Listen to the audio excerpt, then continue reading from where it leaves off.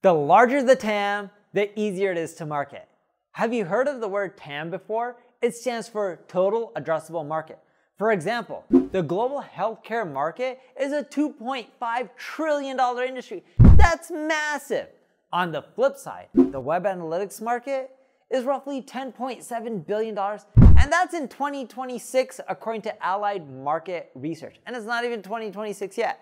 The reason I bring up web analytics is few of my businesses were web analytics businesses in the past, and I wish that I went after much bigger markets. See, in the past, none of my businesses were really massive compared to what I ended up creating later on in my career as an entrepreneur. Why? Well, the biggest reason is I went after companies that were in really small markets, at least when you compare it to markets like health insurance. This lesson took me roughly 15 years or so to fully understand.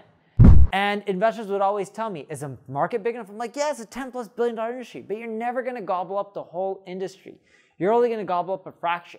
Might as well go after a multi-trillion-dollar industry and gobble up a small fraction. It's much easier to build a bigger company. And when I started out as an entrepreneur at the age of 16, I built companies that solved problems. These problems in many cases were related to the marketing niche, but there are only so many people or companies that needed these solutions.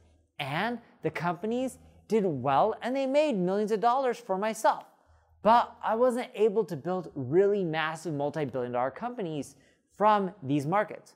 Why? Because the TAM was too small. Now my ad agency, NP Digital, is one of the fastest growing companies I ever built. Technically, it was the fastest growing company I ever built. And it was the 21st fastest growing company in America according to Inc. magazine. Main reason is because the TAM for ad agencies is much larger than, let's say, web analytics. Heck, there's ad agencies, even single ad agencies, that are worth more than the whole web analytics market. Now, if I had to go back in time, yes, I would have picked a bigger TAM. I'm not really sure what industry I would have go after, but I definitely would have picked a bigger TAM because it's easier to market in bigger markets. Yes, the bigger the market, the more competition you also have, but it's easier to build a company that does 7 figures or even $10+ million in annual revenue when you're going after a massive TAM, because it's just a fraction of a percent that you'll need to do well. Same thing with marketing. You don't always have to focus on search volume or cost per click. Instead, focus on TAM. You'll find that the bigger the TAM, the easier it is to market and to do well.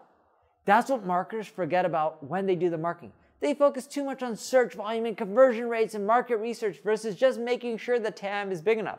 Look, almost everyone in the United States needs health insurance. Heck, most people in the world need healthcare. That's an example of a big TAM. Now, I'm not saying you need to go after a TAM that's that big, but that gives you an idea of how big a market could potentially be, and you gotta figure out, all right, what's best for you.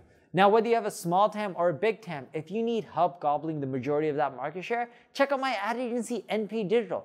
We were the Performance Marketing Agency of the Year because we provide amazing results. We can help you do better as well. If you enjoyed this video, like it, share it, tell people about it. Thank you for watching. I truly enjoy you taking time out of your day to watch this video. Thank you very much.